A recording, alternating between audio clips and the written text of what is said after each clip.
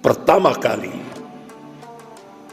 yang memunculkan atau bercita-cita untuk mewujudkan Novus Ordo Scholarum itu adalah organisasi Budi Utomo yang didirikan tanggal 20 Mei 1908 Masehi. Ya. Itu organisasi Budi Utomo. Pengurusnya rata-rata pegawai penjajah Belanda, Ambtenaar, digaji oleh penjajah Belanda. Bahkan kalau dilihat dari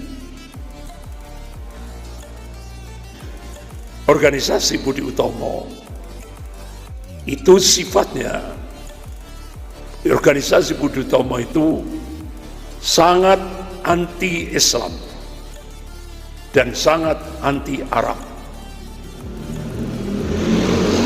Oleh karena itu, lewat buletinnya, ya, buletin organisasi Budi Utomo, yaitu Jawi Hisworo, tanggal 11 Januari 1918, isinya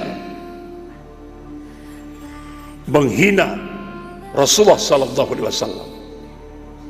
Rasulullah ditulis di dalam buletin,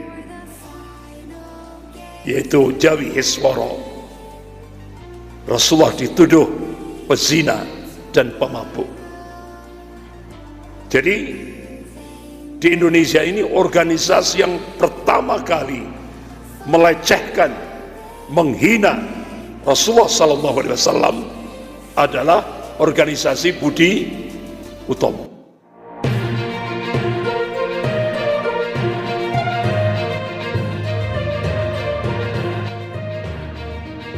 Assalamualaikum warahmatullahi wabarakatuh.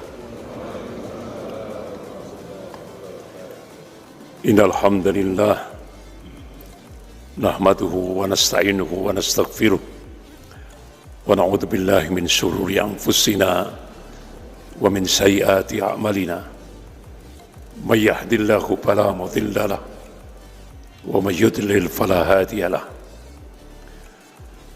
Asyhadu an la ilaha illallah wahdahu la syarika lah wa asyhadu anna Muhammadan abduhu wa rasuluh.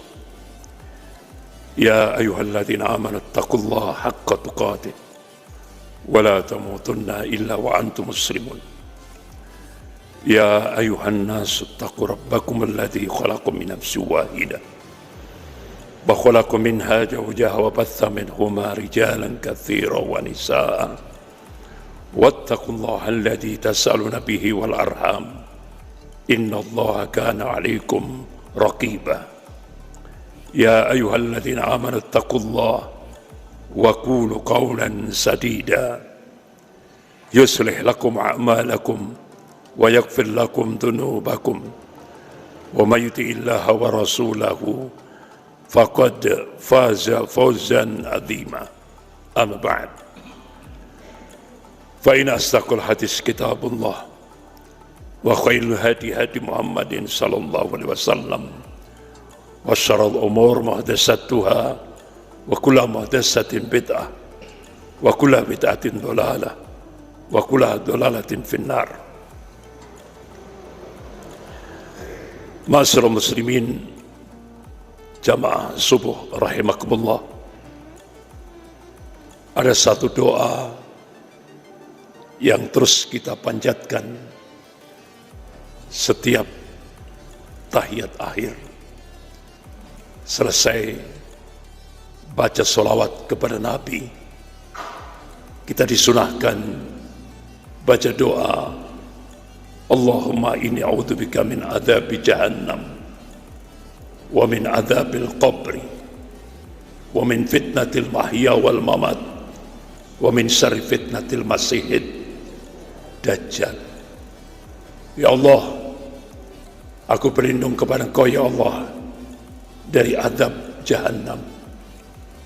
Aku berlindung kepada Engkau ya Allah dari azab kubur. Dan aku berlindung kepada Engkau ya Allah dari fitnah pada saat kami hidup dan pada saat kami mati.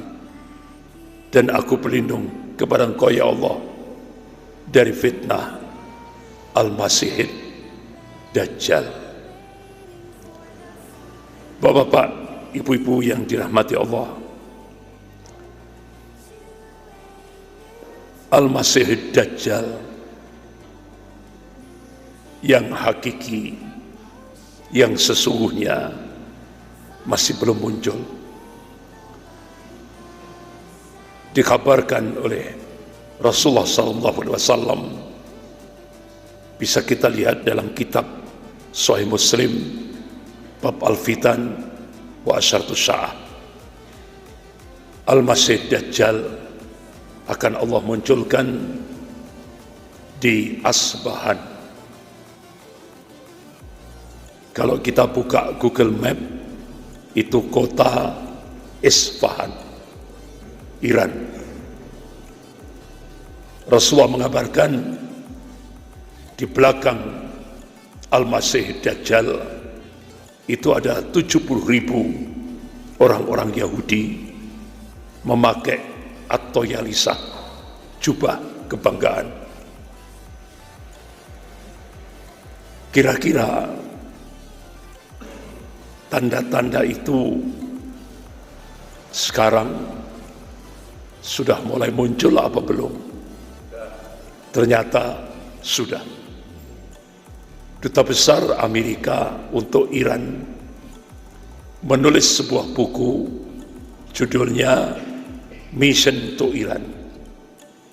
Jadi ternyata di kota Isfahan, Iran, itu sudah ada kurang lebih 80.000 orang Yahudi.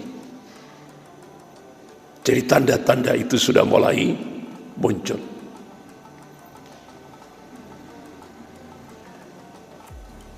Dajjal, Al-Masih Dajjal digambarkan oleh Rasulullah, dia seperti seorang pemuda, rambutnya kerinting, dua matanya yang satu buta, yang satu seperti anggur hitam, agak menjorok ke depan. Apa dalam bahasa Jawa, mendolo. Dua kakinya bengkok.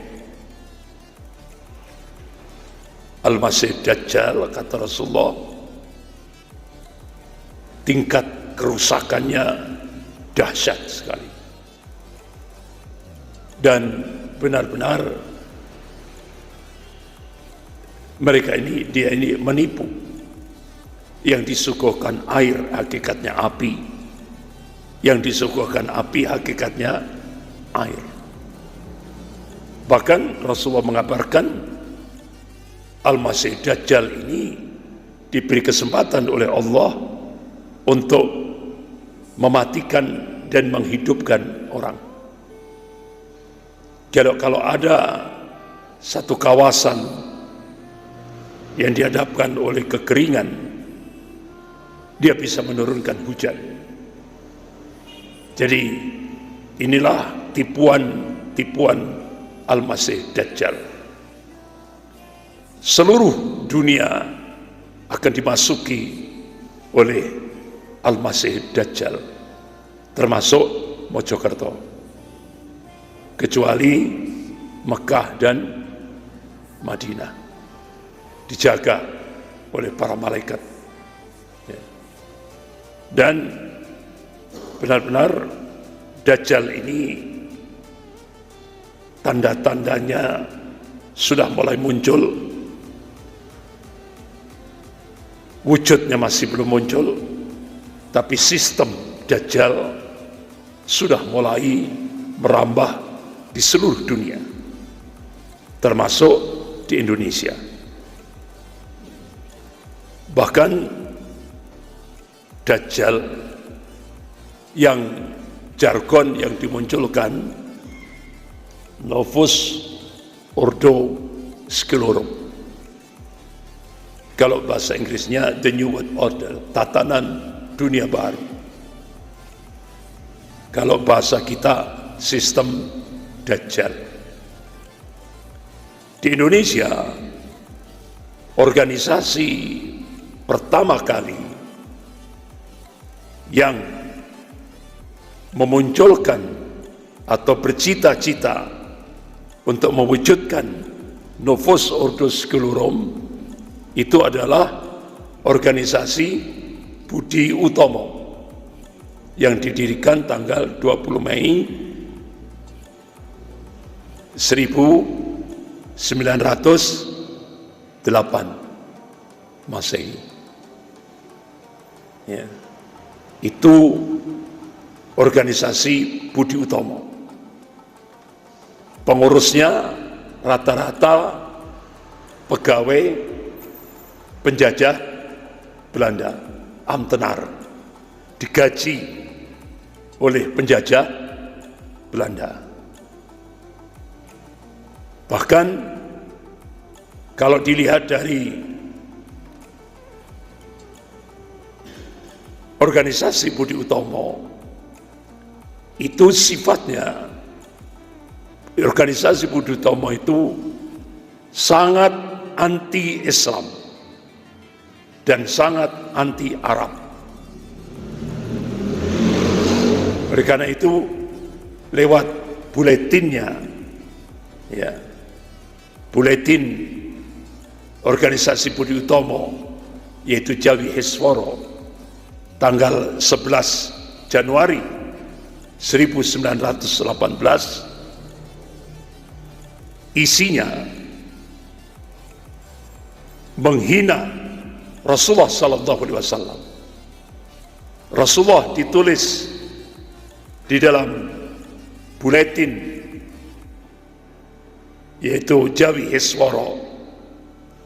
Rasulullah dituduh pezina dan pemabuk. Jadi di Indonesia ini organisasi yang pertama kali melecehkan, menghina Rasulullah Sallallahu Alaihi Wasallam adalah organisasi Budi Utomo. Lewat buletin Jawi Hisworo tanggal 11 Januari 1918. Kenapa organisasi Budi Utomo didirikan? Karena 3 tokoh ulama Islam. Yang pertama Haji Saman Hudi, yang kedua Haji Umar Said Cokro Aminoto, yang ketiga Kiai Haji Agus Salim, mendirikan organisasi politik Islam, Serikat Islam, yang ditambah dengan SDI, Serikat Dagang Islam. Dari organisasi Serikat Dagang Islam ini memperjuangkan Islam dan memperjuangkan Indonesia sampai merdeka menghadapi penjajah Belanda. Sementara Budi Utomo sangat kooperatif terhadap penjajah karena pengurusnya itu adalah pegawai penjajah Belanda, ambtenar. Tapi anehnya yang diperingati oleh umat Islam seluruh Indonesia adalah organisasi yang menghina dan melecehkan Rasulullah SAW tiap tanggal 20 Mei. Padahal kita diingatkan oleh Rasulullah. Qala Rasulullah SAW, la yu'minu ahadukum hatta akuna ahabba ilaihi min walidihi wa waladihi wa nasi ajma'in. Rawahu Bukhari wa Muslim. Belum sempurna iman seseorang di antara kalian hingga aku, kata Rasulullah, lebih dicintainya daripada orang tuanya, anak-anaknya, wannasi ajma'in, dan manusia seluruhnya. Berarti habis ini tanggal 20 Mei tunjukkan bahwa kita sebagai seorang muslim barok, berlepas diri, menolak peringatan Budi Utomo. Siap? Siap? Kalau kita lebih cinta kepada Rasulullah SAW, sampai akhirnya Haji Umar Said Cokro Aminoto membentuk Laskar Kanjeng Rasulullah SAW untuk melakukan perlawanan terhadap organisasi Budi Utomo. Sampai akhirnya organisasi Budi Utomo bubar tahun 1935. Bubar. Sementara Serikat Islam masih eksis sampai Indonesia merdeka, dengan anggota jutaan kaum muslimin seluruh Indonesia. Jadi sebenarnya yang diperingati itu Serikat Islam, bukan Budi Utomo. Itu jahatnya kalangan nasionalis sekuler di Indonesia ini. Digelapkan sejarah ini, penggelapan sejarah. Bahkan sekarang saja Cut Nyadin itu kan mulai dari dulu pakai jilbab, ya kan? Sekarang buku sejarah sekarang buka aurat.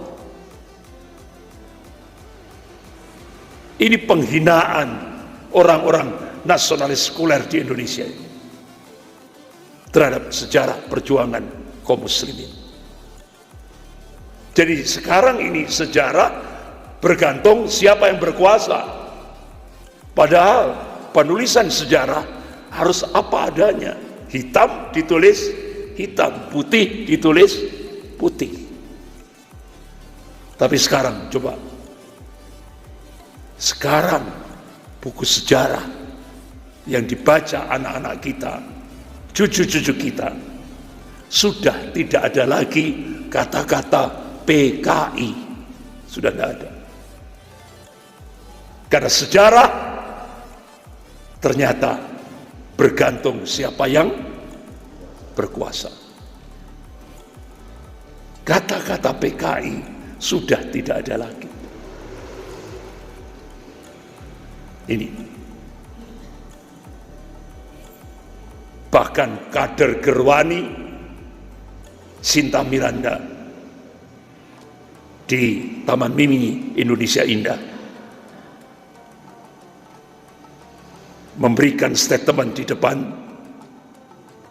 masyarakat Jakarta.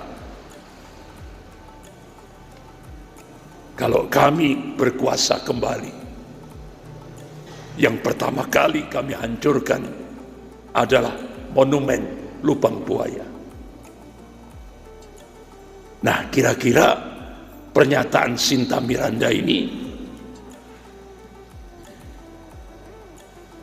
ditangkap enggak oleh Mabes Polri? Saya tanya, Sinta Miranda ini ditangkap enggak oleh Mabes Polri? Enggak.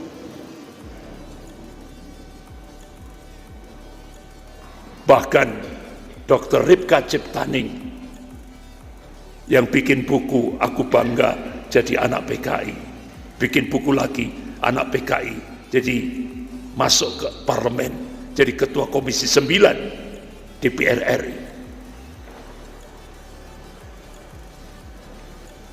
Di stasiun televisi LaTV dia mengatakan 15 juta kader komunis di Indonesia siap bangkit. Kami sekarang sudah berkuasa. Pernahkah ditangkap oleh Mabes Polri? Saya tanya, yang ditangkap siapa? ustadz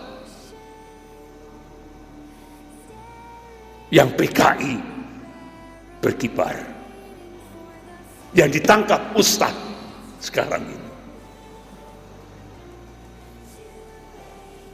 Jadi kita harus ikra, baca realitas kehidupan.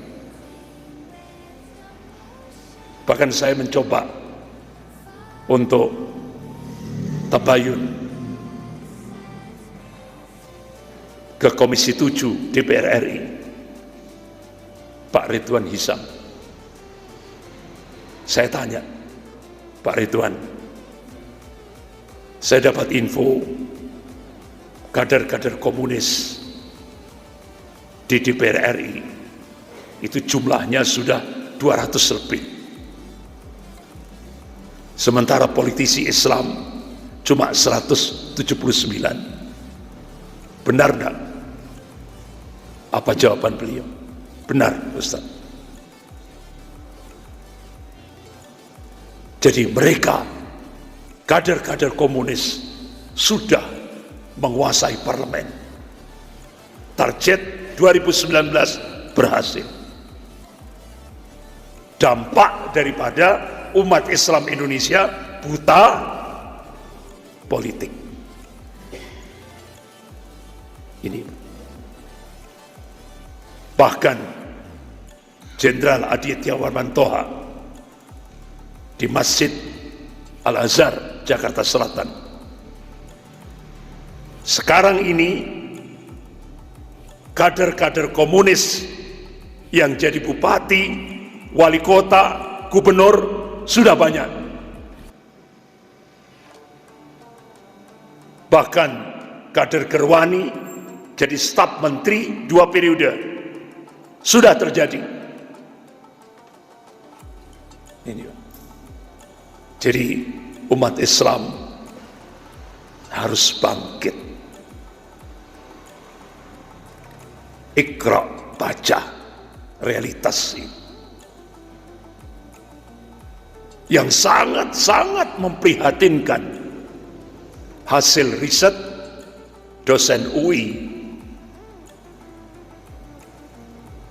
Apa hasilnya? Sekarang mayoritas pejabat-pejabat di Indonesia siap menerima ideologi komunis gaya baru dengan syarat jabatan tidak dirubah. Astagfirullah. Sudah tidak ada lagi nyali perjuangan. Miris, Pak. Sudah tidak ada lagi nyali perjuangan. Padahal benteng terakhir NKRI adalah umat Islam. Oleh karena itu, bapak-bapak, ibu-ibu yang dirahmati Allah, kita harus melihat realitas kehidupan ini. Umat Islam harus bangun dari tidurnya. 3 hambatan Cina sudah dijebol untuk menguasai Indonesia, sudah jebol semuanya. Hambatan pertama lewat RUU HIP berhasil, sudah masuk prolegnas. Hambatan kedua lewat Undang-Undang Omnibus Law berhasil. Hambatan ketiga, adu domba dengan biaya 20 triliun ini sedang berjalan. Jadi kita harus siap menghadapi. Jadi Indonesia sekarang sedang ada apa-apa. Jangan dianggap Indonesia tidak sedang apa, tidak ada apa-apa, tapi sedang ada apa-apa. Ini, Pak. Nah, sekarang kembali lagi kepada fitnah sistem Dajjal.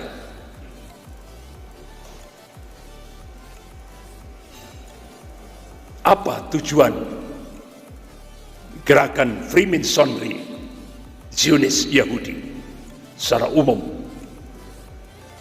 lebih khusus di Indonesia? Jadi Yahudi masuk ke Indonesia tahun 1602 Masehi. Buktinya apa? Kuburan orang-orang Yahudi yang paling tua seluruh dunia bukan di Israel, bukan di Paris, bukan di New York, bukan di Australia, bukan di London, tapi kuburan orang Yahudi yang paling tua seluruh dunia ada di Jalan Tanah Abang 1, nomor 1, Jakarta Pusat, yang di depannya disebut Museum Prasasti. Jadi kalau Bapak Ibu masuk ke kuburan Yahudi itu, kanan kirinya ada marmer, ditandatangani peresmian kuburan itu tanggal 16 Juli 1600 sekian. Ada yang sudah lahir. Itu di Jalan Tanah Abang 1, nomor 1, Jakarta Pusat. Kalau kita masuk belok kanan, itu ada kuburan dengan ornamen yang sangat indah. Ornamen-ornamennya bagus sekali, seni. Itu kuburannya Jenderal Kohler,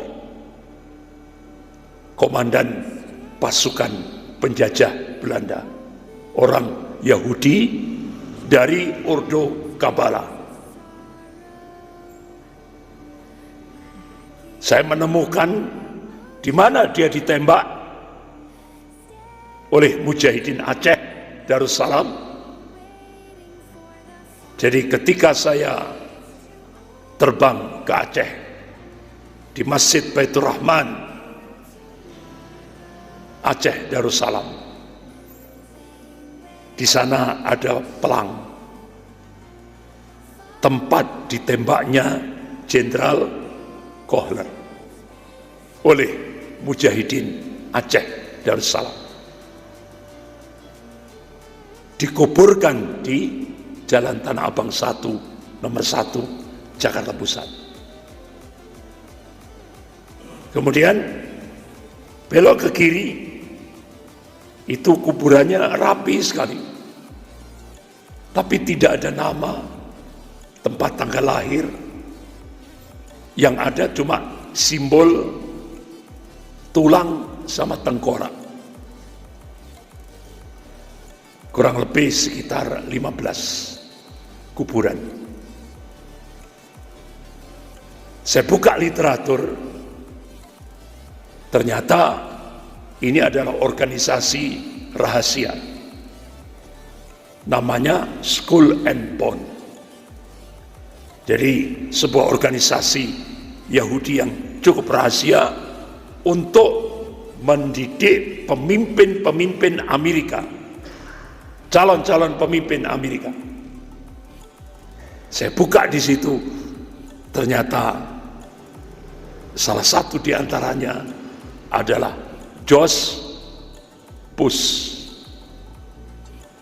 Makanya mereka ini dididik di Skull and Bone, itu haus darah. Makanya mulai dari George Bush,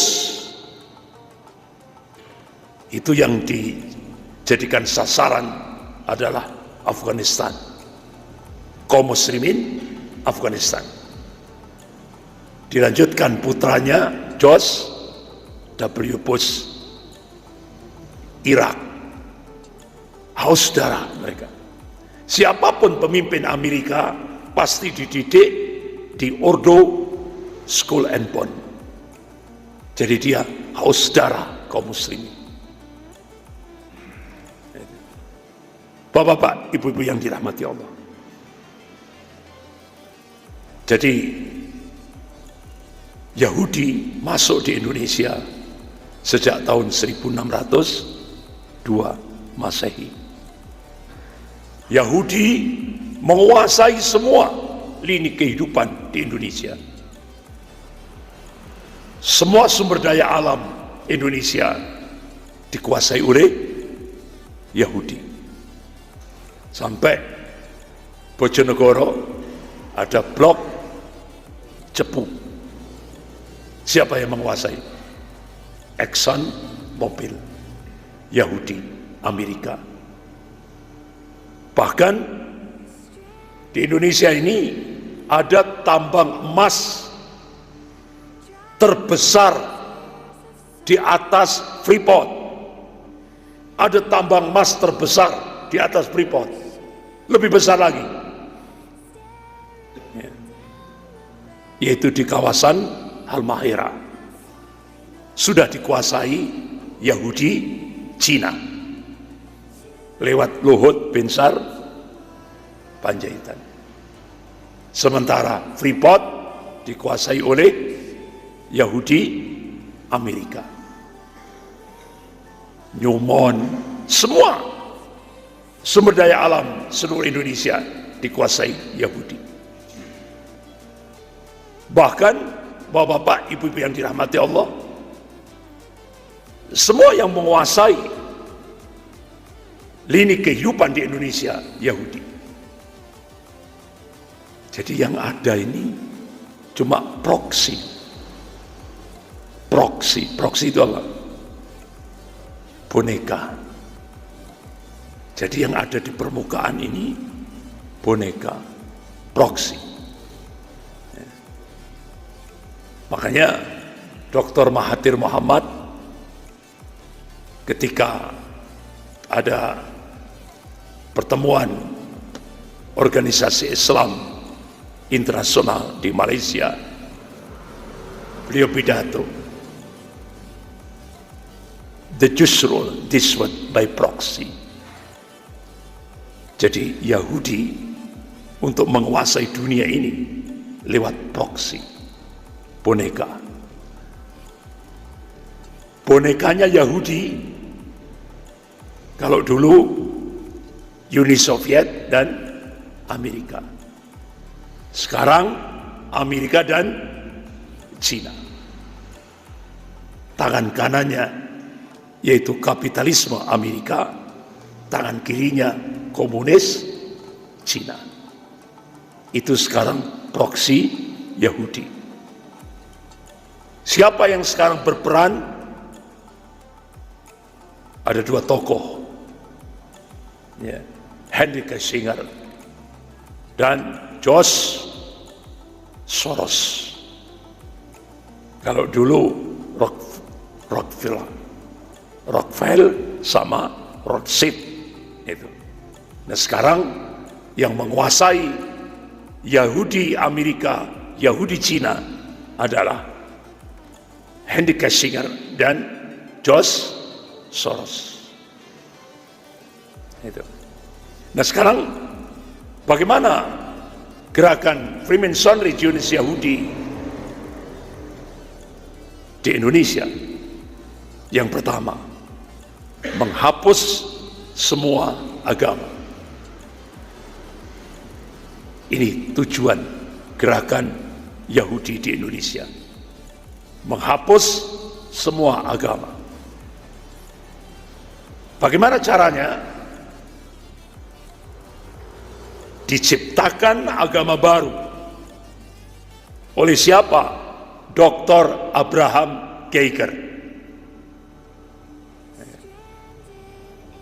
Namanya, ini tokoh yang paling militan, Dr. Abraham Kuyker. Dia ciptakan agama baru, pluralisme. Kemudian diadopsi oleh tokoh intelektual Amerika, Prof. John Hick. Kemudian diadopsi ke Indonesia sejak tahun 70-an oleh 4 tokoh. Prof. Nurcholish Madjid, Gus Dur, Dr. Johan Effendi, dan Ahmad Wahid. 3 sudah meninggal, yang 1 masih hidup. Dr. Johan Effendi, dia ini penggerak Islam Ahmadiyah. Ya. Jadi disosialisasikan oleh 4 tokoh sejak tahun 70. Bagaimana strateginya? Umat Islam digiring kepada kesatuan sosial. Akhirnya diadakanlah pertemuan lintas agama. Akhirnya diterima oleh tokoh-tokoh Islam. Loh, kok baik ya? Baik, diterima. Akhirnya umat Islam digiring lagi kepada kesatuan ritual, sehingga akhirnya di beberapa kota-kota di seluruh Indonesia diadakan doa bersama antar umat beragama. Tujuannya apa? Untuk menghapus akidah umat Islam, yaitu konsep lakum dinukum waliyadin. Padahal Allah Subhanahu wa ta'ala sudah mengingatkan kepada hamba-hambanya yang aman wa taqwa, sebagaimana dalam surah Al-Maidah ayat 82. A'udzu billahi minasyaitonir rajim. La tajidanna asyadan nas adawatan lil ladzina amalu yahuda wal ladzina asyraku. Sungguh, kata Allah, kalian akan menyaksikan orang-orang yang paling keras permusuhannya terhadap hamba-hamba Allah yang mukmin, kata Allah, al-Yahud, Yahudi, dan orang-orang musyrik.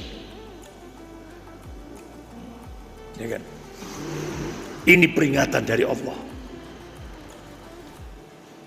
Bahkan Allah tegaskan lagi dalam surah Al-Baqarah ayat 120. A'udzu billahi minasyaitonir rajim.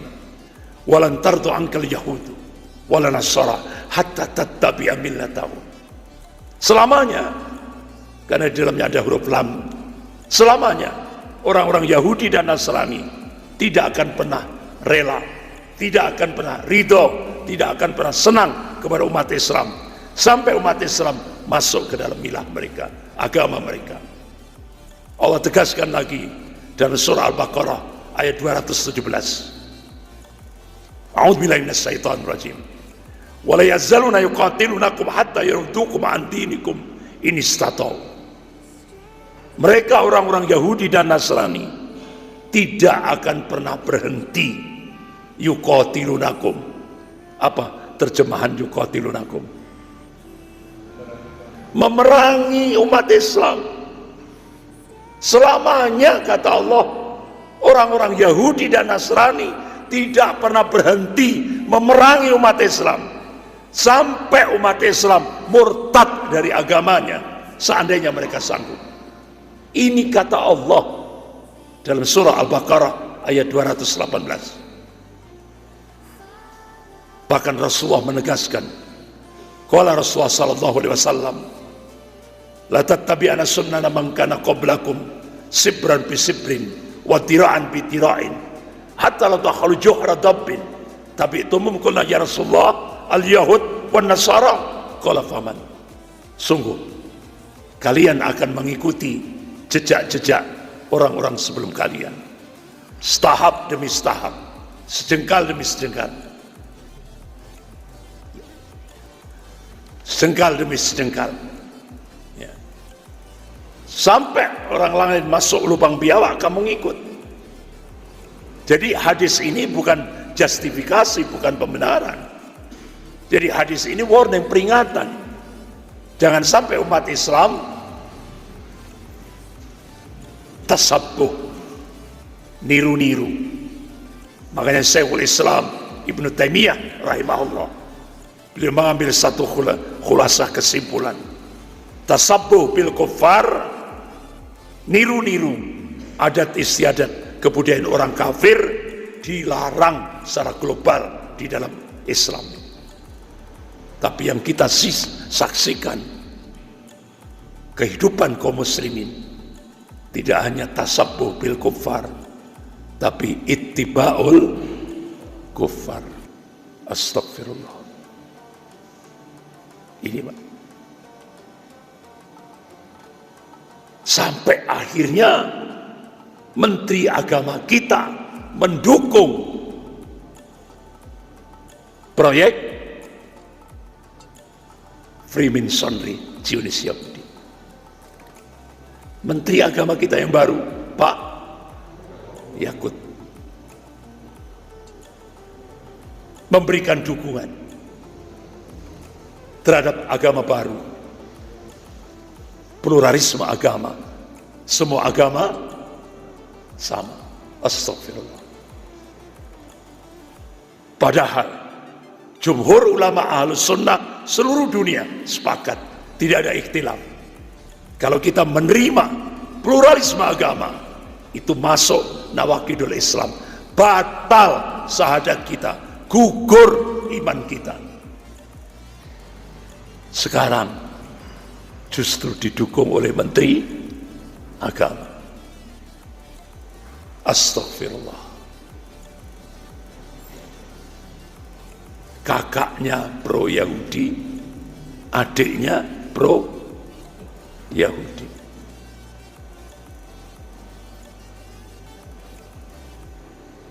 Yang kedua,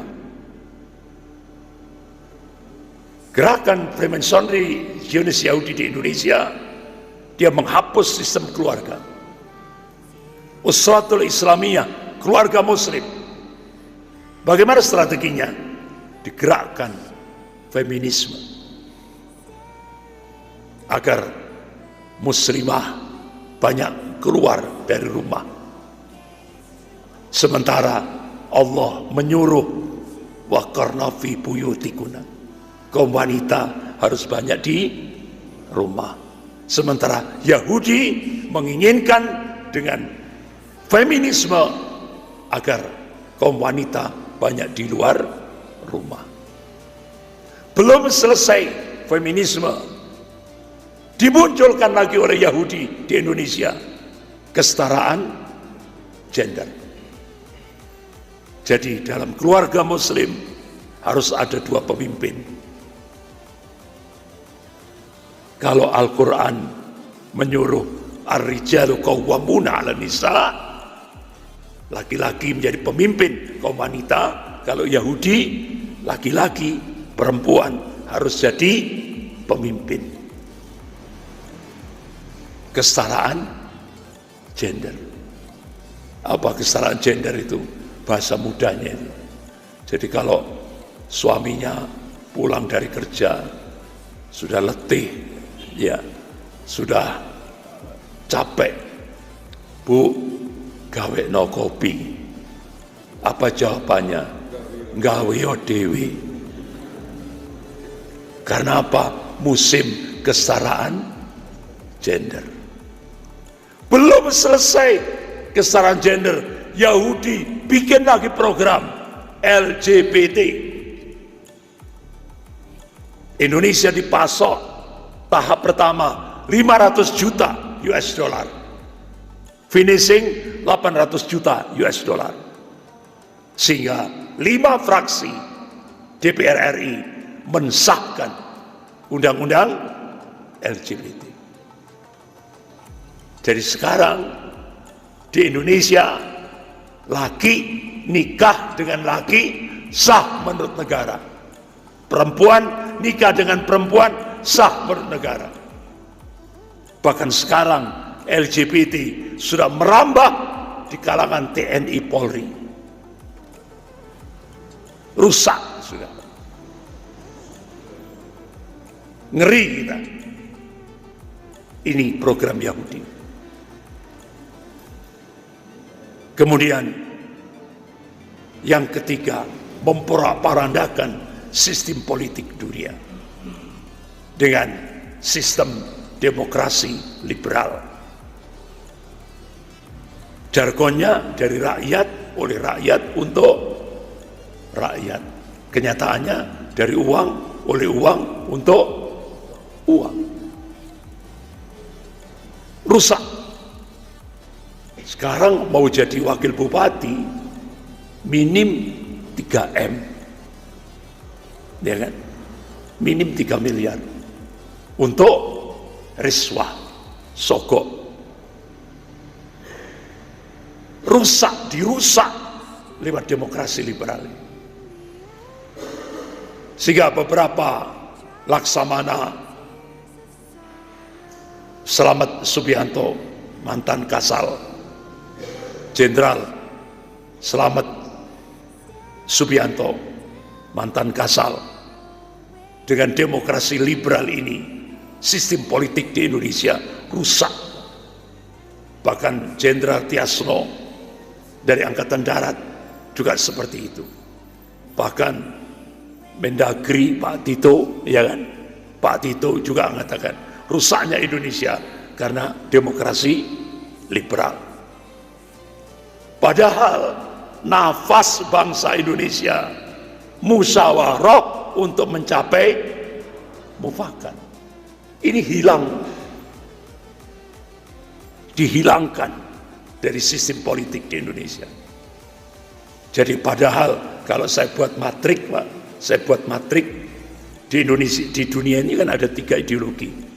Kapitalisme, ideologinya sekuler, sistem politiknya demokrasi liberal. Kemudian komunis, ideologi sosialisme komunis, ideologinya ateis, anti Tuhan.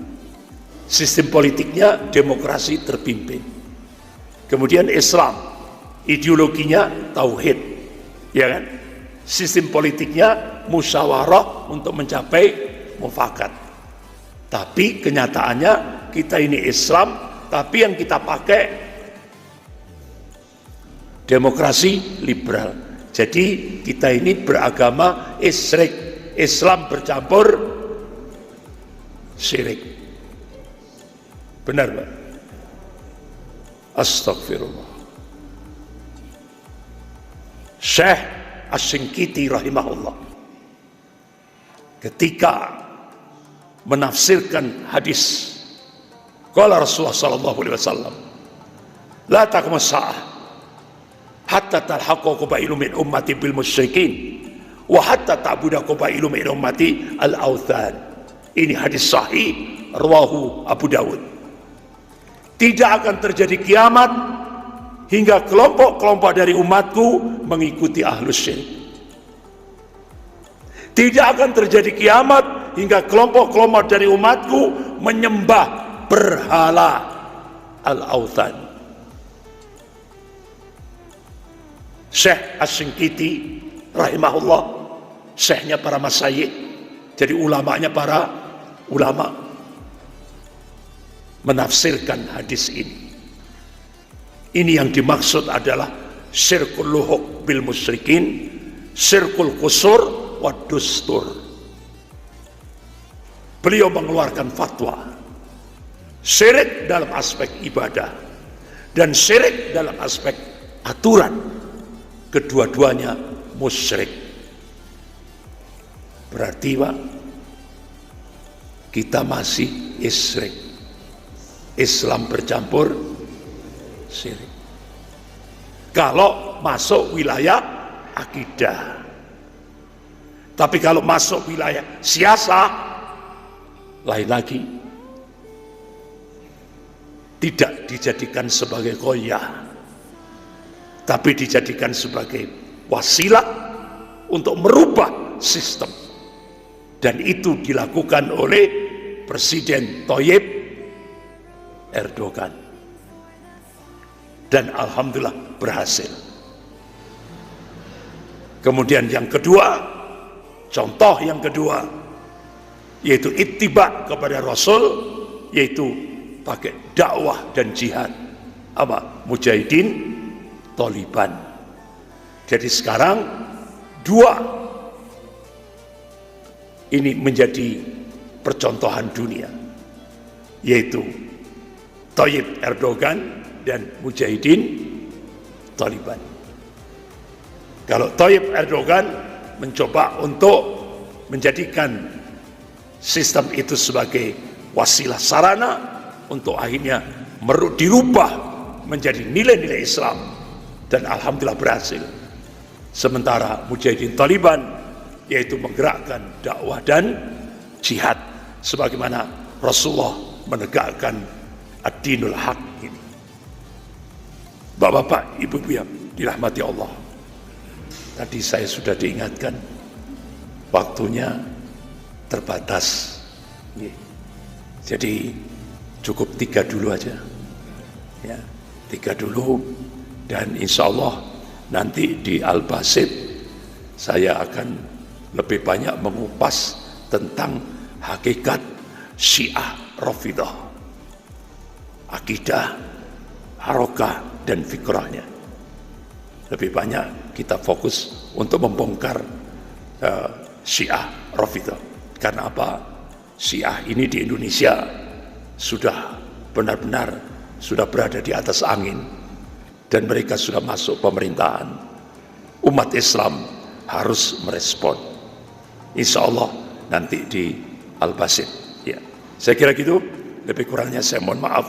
Astaghfirullahaladzim, subhanakallahumma wa bihamdik, asyhadu an la ilaha illa anta, astaghfiruka wa atubu ilaik, wabillahi taufiq wal hidayah. Wassalamualaikum warahmatullahi wabarakatuh.